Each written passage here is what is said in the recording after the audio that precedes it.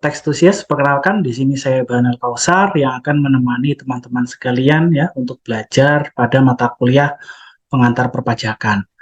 Nah, pada kesempatan kali ini kita akan belajar materi tentang pajak dan hukum pajak. Dasar pemungutan pajak itu diatur di dalam Undang-Undang Dasar 1945 ya, pada pasal 23A yang menyatakan bahwa pajak dan pungutan lain yang bersifat memaksa untuk keperluan negara diatur dengan undang-undang. Nah, jadi di sini kita ketahui bahwasannya dasar hukum dilakukannya pemungutan pajak itu adalah didasarkan pada Undang-Undang Dasar. Nah, kenapa demikian? Ya, karena kita ketahui bahwa ciri yang melekat pada pajak yang pertama yaitu bersifat memaksa. Jelas bersifat memaksa di sini adalah maksudnya pemungutan pajak ini merupakan suatu kewajiban yang mutlak ya bagi kita sebagai warga negara. Jadi, jika di dalam aturan ya menyatakan bahwasannya negara memiliki hak untuk memungut pajak kepada warga negara, kita sebagai warga negara maka memiliki kewajiban untuk melakukan pemenuhan. Itu yang pertama. Lalu yang kedua adalah terkait dengan pembayaran pajak atau pungutan pajak. Ini tidak ada imbalan jasa.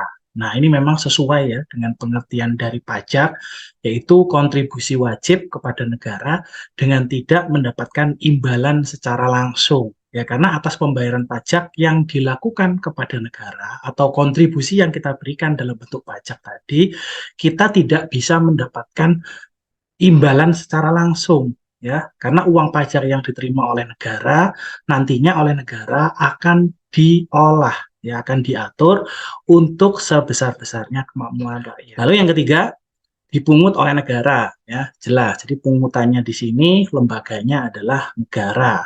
Nah, kalau ada pungutan lain yang mengut bukan negara berarti bisa dipastikan bahwa pungutan tersebut tidak termasuk dalam pengertian pungutan pajak.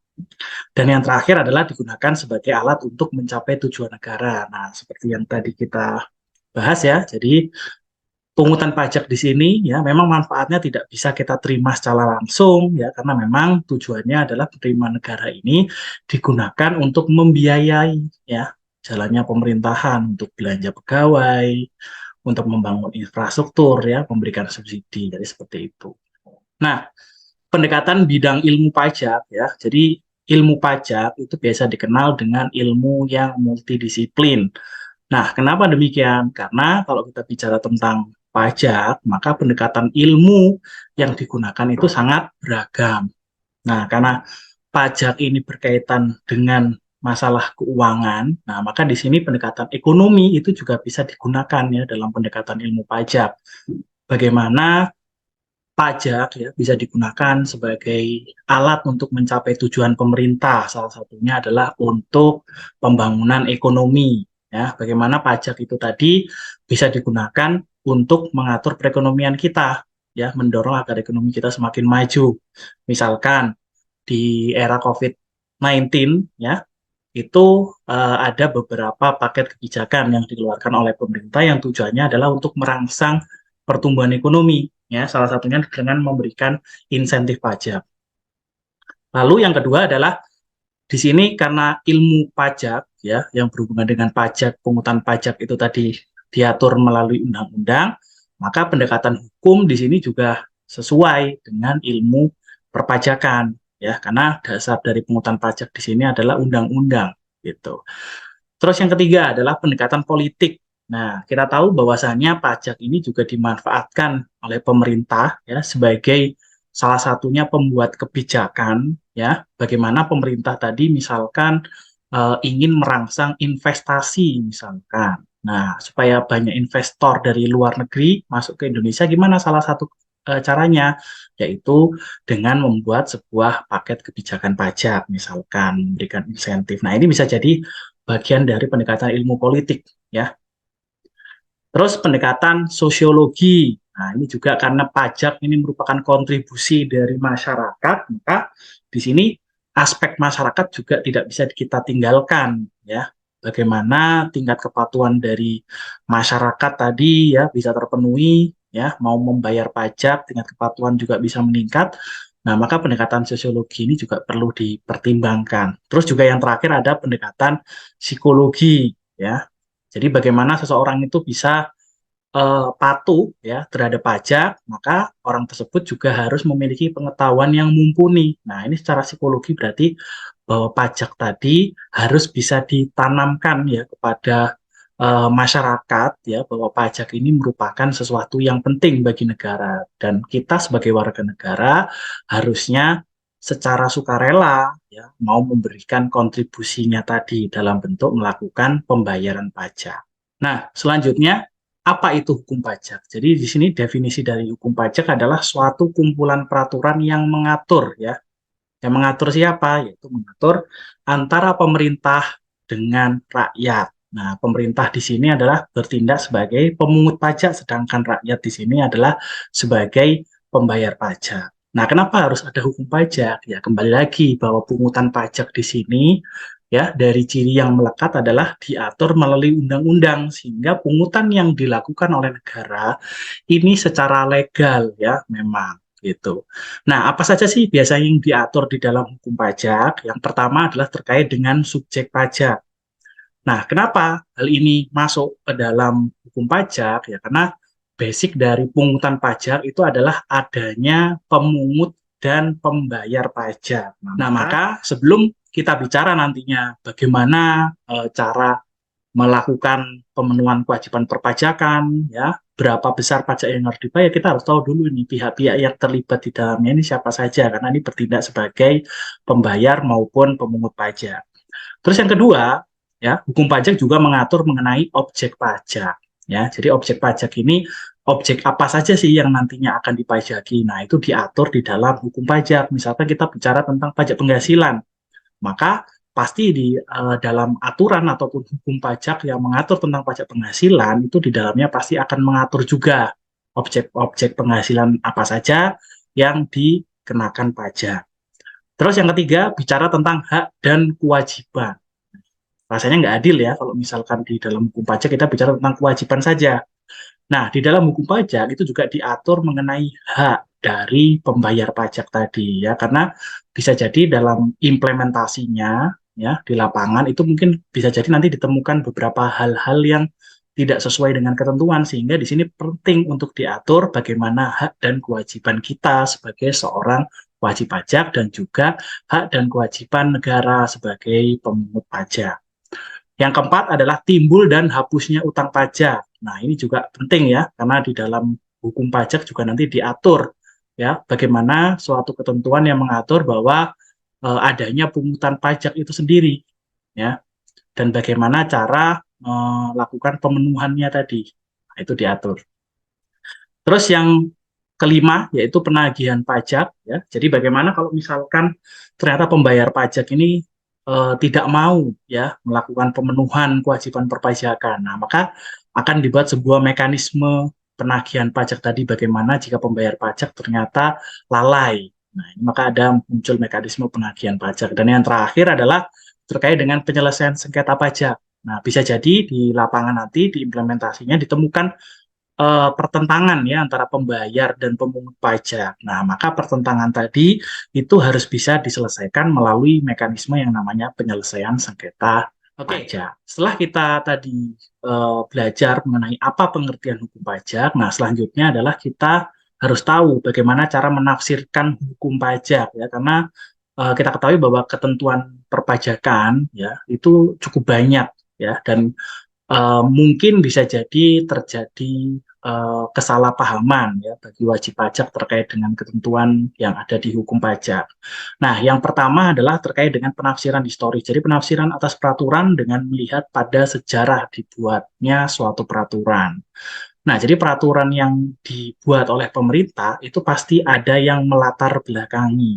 Ya, misalkan saya contohkan peraturan pemerintah untuk pajak penghasilan final UMKM. Nah, waktu itu pemerintah mencanangkan sebuah program bagaimana caranya untuk meningkatkan partisipasi dari wajib pajak. Nah, ternyata diketahui bahwa wajib pajak itu tidak patuh bukan karena mereka sebenarnya itu tidak mau, ya, tapi karena mereka memang tidak paham dan banyak mengalami kendala atau kesulitan karena tidak memiliki pengetahuan yang mumpuni. Nah, maka melalui peraturan yang dibuat oleh pemerintah ya waktu itu yaitu PP 46 tahun 2013, yaitu adalah PPh final untuk UMKM salah satunya. Nah, itu memberikan kemudahan kepada wajib pajak. Ya, tujuannya dengan kemudahan yang ada tadi, ya akhirnya partisipasi dari masyarakat sebagai seorang wajib pajak tadi bisa meningkat. Terus ada penafsiran sosiologis, ya. Jadi penafsiran atas suatu ketentuan dalam peraturan yang disesuaikan dengan perkembangan kehidupan masyarakat. Nah, ini misalkan masalah COVID ya, COVID-19 kemarin. Nah, ini pemerintah sudah mengeluarkan berbagai paket kebijakan ya, salah satunya adalah memberikan insentif kepada para wajib pajak. Nah, tujuannya apa ya? Tujuannya tadi supaya bisa memberikan tambahan kemampuan ekonomis kepada masyarakat sehingga harapannya nanti ekonomi negara Indonesia ini bisa segera pulih kembali. Nah, selanjutnya adalah penafsiran sistematik. Itu penafsiran atas suatu ketentuan dalam peraturan dengan mengkaitkannya ketentuan lain dari peraturan, baik peraturan yang sama maupun lainnya. Nah, kita tahu bahwa di dalam peraturan perundang-undangan, ya beberapa hal yang diatur terkait dengan peraturan perpajakan itu tidak bisa menjadi satu bagian ya dalam artian nanti ada tingkatan ya tingkatan peraturan misalkan yang paling tinggi ada undang-undang. Nah, nanti di bawahnya undang-undang nanti akan ada peraturan pemerintah ya maupun peraturan-peraturan pelaksana di mana peraturan pelaksana tadi itu saling berkaitan dengan aturan yang ada di atasnya. Nah, aturan-aturan yang banyak tadi ya itu tidak saling bertentangan tapi saling berkaitan karena aturan-aturan pelaksana yang ada di bawahnya itu akan menjelaskan ya secara lebih detail ya yang ada di peraturan-peraturan yang ada di atasnya seperti undang-undang. Nanti di undang-undang di bawahnya ada peraturan pemerintah, peraturan Menteri Keuangan, ya, ada peraturan Dirjen Pajak, ya, ada Per dan sebagainya. Nah, itu saling berkaitan. Terus penafsiran otentik ya, jadi penafsiran atas suatu ketentuan dalam peraturan dengan melihat apa yang telah dijelaskan dalam peraturan tersebut. Nah, jadi bisa jadi dalam bahasa hukum pajak itu ada hal-hal yang mungkin bisa terjadi dua pemahaman. Nah, maka biasanya di dalam undang-undang itu juga terdapat beberapa penjelasan mengenai beberapa ketentuan ya. Ketentuan ini dalam bentuk pasal biasanya. Nanti di situ akan ada penjelasan lebih lanjut. Supaya apa? Supaya tadi tidak terjadi multitafsir dari para wajib pajak. Terus selanjutnya yaitu ada penafsiran tata bahasa, ya, jadi penafsiran atas suatu ketentuan dalam peraturan yang mendasarkan pada kata-kata secara keseluruhan dalam kalimat-kalimat pada peraturan. Ya, jadi kita ketahui memang kalimat yang ada atau bahasa yang ada pada peraturan, khususnya pada hukum pajak, ini memang agak sulit dipahami. Nah, oleh sebab itu, ya kita di sini harus bisa menafsirkannya tadi, ya berdasarkan dari tata bahasa. Terus selanjutnya ada penafsiran analogis ya, jadi penafsiran atas suatu ketentuan dengan peraturan dengan cara memberi kiasan analogi pada kata-kata yang tercantum dalam peraturan. Nah, ini biasanya di dalam peraturan itu akan ada lampiran-lampirannya ya yang menjelaskan terkait dengan bagaimana sih implementasinya atau contohnya supaya akan lebih mudah dipahami. Dan yang terakhir adalah penafsiran a contrario, ya, jadi penafsiran atas suatu ketentuan dalam peraturan yang didasarkan pada kontradiksi antara suatu peristiwa yang terjadi dengan peristiwa yang sudah diatur dalam ketentuan peraturan. Nah, ini biasanya makanya di istilah pajak itu mengenal istilah namanya lex specialis derogate lex generalis ya. Maksudnya adalah peraturan yang khusus itu lebih didahulukan dibanding ke peraturan yang umum. Saya contoh misalkan terkait dengan peraturan domestik ya dengan peraturan yang ada di tax treaty. Nah, sepanjang di tax treaty itu belum diatur secara khusus mengenai suatu peristiwa yang berhubungan dengan perpajakan, maka aturan domestiklah yang akan digunakan. Tapi kalau misalkan ditemukan bahwa dalam tax treaty tersebut diatur secara rinci mengenai sebuah peristiwa atau kejadian yang berhubungan dengan perpajakan tadi, maka yang digunakan adalah tax treaty tersebut atau perjanjian pajak berganda. Jadi seperti itu yang dimaksud dengan penafsiran a contrario. Nah, kedudukan hukum pajak ya di sini termasuk dalam kelompok hukum publik ya, di mana hukum publik di sini terdiri dari hukum tata negara, hukum tata usaha, hukum pajak, dan hukum pidana. Nah, jadi di sini hukum pajak berdiri sendiri ya, tidak tergabung di dalam hukum perdata maupun hukum pidana yang sudah kita kenal selama ini. Nah, terus keterkaitannya gimana? Ada nggak kira-kira keterkaitan antara hukum pajak dengan hukum-hukum yang lain? Ya, jadi di sini ada keterkaitan ya, meskipun di sini hukum pajak sebenarnya berdiri sendiri, namun hukum pajak memiliki keterkaitan dengan hukum pidana dan perdata. Nah, keterkaitannya apa dengan hukum perdata? Jadi karena di sini ya kita bicara tentang hukum pajak ya, di dalamnya juga bicara tentang bagaimana sebuah kewajiban itu timbul ya, sehingga kita sebagai seorang wajib pajak itu memiliki kewajiban untuk melakukan pemenuhan. Misalkan tadi kita bicara tentang bahwa di hukum pajak itu diatur juga tentang subjek dan objek. Nah, berarti di sini kita sebenarnya juga bicara tentang bagaimana sebuah kewajiban itu timbul melalui perbuatan, keadaan, dan peristiwa. Misalkan terkait dengan perbuatan. Kita memiliki sebuah unit usaha bisnis, ya, itu kan kita menghasilkan laba. Nah, dari laba yang kita peroleh tadi, itu merupakan salah satu objek pajak penghasilan. Nah, berarti dari sini kita juga belajar bagaimana utang pajak atau kewajiban perpajakan itu bisa timbul karena adanya suatu perbuatan. Yang kedua, yaitu kewajiban perpajakan itu timbul karena adanya keadaan. Nah, keadaan di sini misalkan dicontohkan saya ya memiliki kendaraan bermotor. Nah, atas kepemilikan kendaraan bermotor tadi, maka saya punya kewajiban untuk membayar pajak kendaraan bermotor. Nah, berarti dari sini dari keadaan yang saya alami, ya saya memiliki harta ya berupa kendaraan bermotor tadi, itu menimbulkan kewajiban pajak yang harus saya penuhi.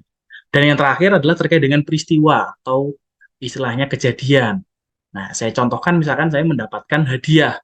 Nah, hadiah itu merupakan salah satu objek pajak penghasilan juga. Nah, berarti dari sini, dari sebuah peristiwa, itu bagaimana kewajiban perpajakan tadi bisa timbul sehingga saya punya kewajiban untuk melakukan pemenuhan kewajiban perpajakan.